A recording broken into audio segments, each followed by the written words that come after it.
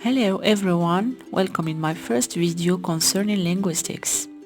In this video, I'm going to give you some information about history of linguistics. So let's start. Before the 19th century, it was called traditional grammar, and it had many defects. First, it was not enough explicit. It was too vague in its statements, and its definitions were loose. Second, it was not systematic enough. It ignored spoken language and preoccupied with only written language of older literary work. Third, it was not objective. It was prescriptive rather than descriptive, means that linguists at that time focused on what language should be like. Fourth, it didn't accept change. Linguists fought against language change. They thought that change is harmful for language. At the beginning of 19th century, it became comparative grammar or comparative philology. And the famous linguist of that period was Ferdinand de Saussure. Comparative philology means the study of historical relationships between languages using comparative method. It was the dominant kind of language study in 19th century. It was scientific in several aspects.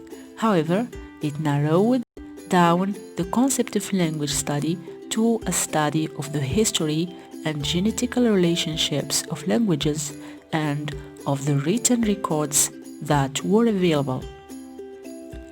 Later, Ferdinand de Saussure himself made some changes, and it was the beginning of modern linguistics, the first phase structuralism, which focused on language structure. De Saussure distinguished between two senses of language: aspect langue, which is an abstract system shared by all the speakers of the same language;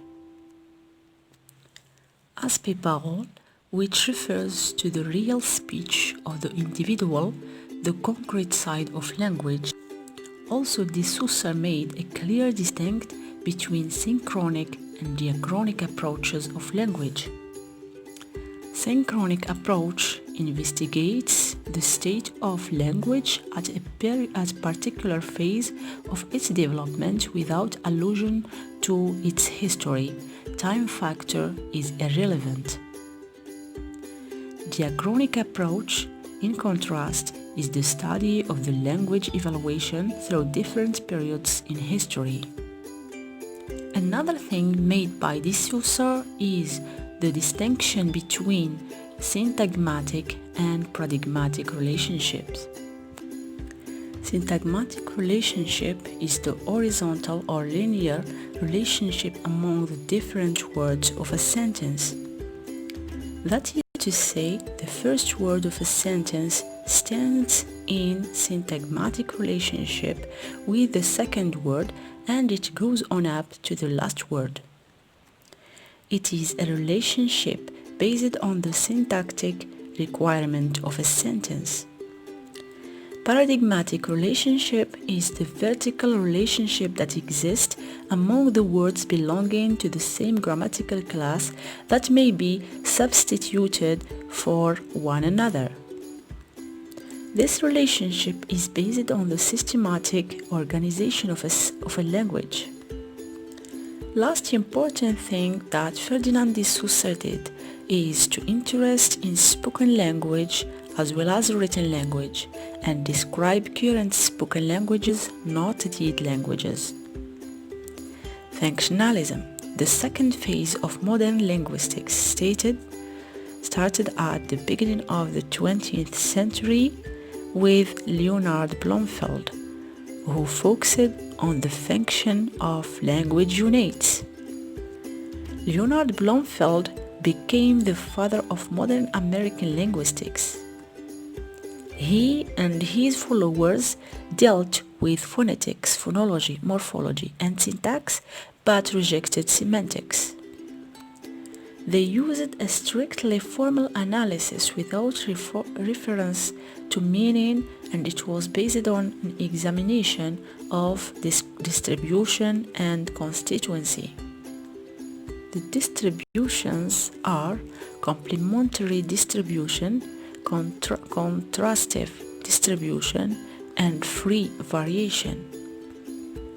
And constituency analysis means cutting syntactic units or words into their constituents, and the constituents there into their constituents, and so on until we reach the individual words or morpheme.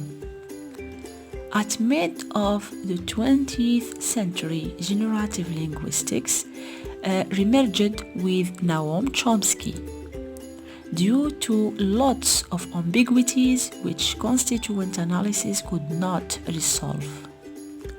So, generative grammar distinguishes two levels of syntactic analysis: the surface structure and the deep structure. The surface structure determines the phonetic form of sentence, whereas the deep structure is the abstract structure that expresses the semantic content of a sentence.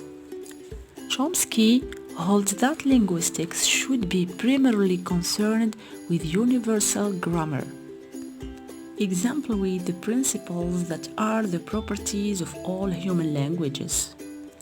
According to Chomsky, generative grammar is a model for the native speaker's intuitive knowledge of the language. He calls the native speaker's language knowledge competence or internal language, and the actual use of that knowledge in real-life situations pre-performance. Chomsky's distinction between competence and performance reminds us of Saussure's distinction between langue and parole. But there is considerable difference between competence and langue. Saussure's langue was static. It was the system of linguistic science. Chomsky's competence is dynamic.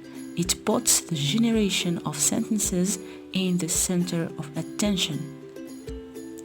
That's all. I hope my video was clear and useful. Wait for my second part. Thank you for watching.